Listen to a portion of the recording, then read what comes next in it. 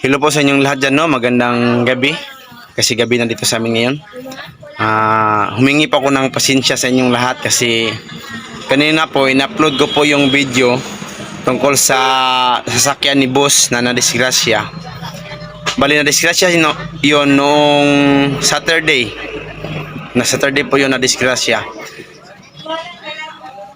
Bali yung kasamahan ni boss sa simbahan, galing doon sa Kauswagan papunta doon sa simbahan nila boss para po umattend. Kaya lang medyo malapit na sana, doon pa na disgrasya yung sasakyan dahil blind curve kasi yun eh. So pasensya po talaga dahil hindi ako na agad naka-reply sa inyong lahat. Alam kong medyo ano kayo na ano ba na nabalaka, sobrang nabalaka. Kasi hindi ko kayo na-replyan, hindi ko kayo napaalam. Ang totoo po talaga, hindi po si boss dito yung nagmaniho sa sasakyan. Bali, kasamahan niya lang po. Pagkatapos, ngayon ko lang po, update ko lang po ngayon para malaman nyo. At sorry po talaga sa inyong lahat, no? Na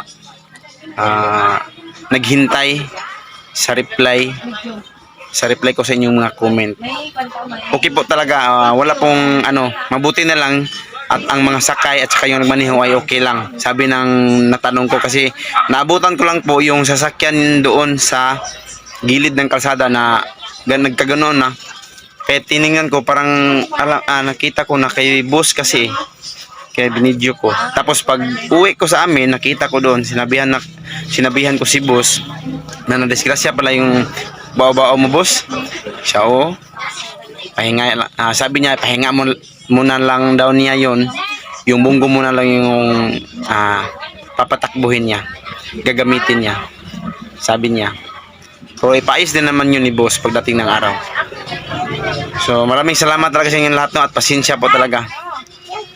Bali ano po, hindi na po kasi kami ngayon nagkakasama ni boss kasi madalas kasi si boss may mga appointment kasi alam nyo na si boss kasi sumasama na kay Sir Paul. Kaya po hindi na kami makagawa ng mga content. Sige lang, baka dumating yung araw na gumawa kami ng mga video kasama kami. So ang kasama muna kami ngayon nila ni Tabatsinsing kasi hindi man kami makasama doon kay Sir Paul. So doon lang kami sa bukid, doon sa aming bukid kami palagi. Tapos si boss ganun lang, uwi tapos punta kay Sir Paul.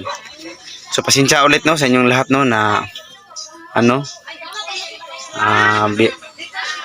bali ano na nagka-problema dahil matagal ako nag-reply. Nagbiyahe kasi ako mga kababayan, tapos ngayon ako nakarating dito sa Matalam, South Cotabato. May pinuntahan ako dito sa aking kapatid kasi uuwi sila bukas doon sa amin sa bukid. Bali mag-reunion ang yung mga kapatid ko bukas. Kaya pasensya talaga. Maraming salamat po at magandang gabi sa inyo lahat. Sana po ay nasa mabuting kalagayan kayong lahat dyan. Sorry po talaga, hindi ko kayo na-update agad. Huwag kayong mag-alala, okay talaga po si Boss Speaking Bombay. Salamat po, pasensya po.